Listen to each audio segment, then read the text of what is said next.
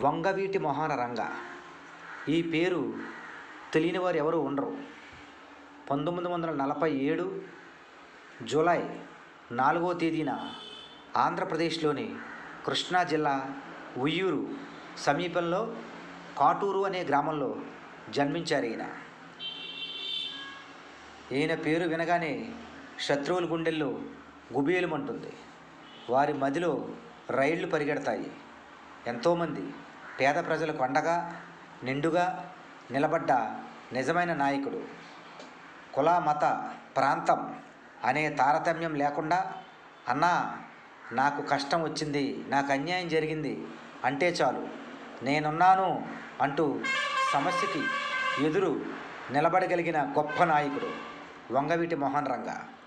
అనే పేరు తలుచుకోవాలంటేనే చాలా ధైర్యం ఉండాలి. అంతటి మహనీయుడు ఆయన.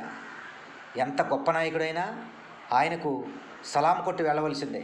అంటే అతని నిస్వార్థం ఎంత గొప్పదో మనం తెలుసుకోవాలి.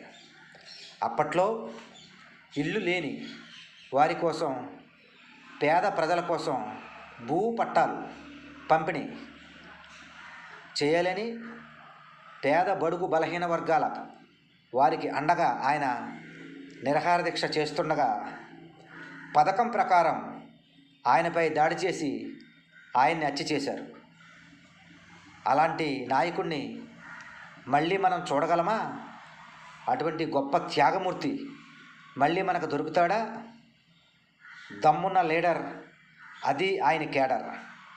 మగాడైనా నాయకుడైనా రియల్ హీరో అయినా ఆయనే. ఇప్పటికీ ఎప్పటికీ గుర్తుకు పెట్టుకోవలసింది.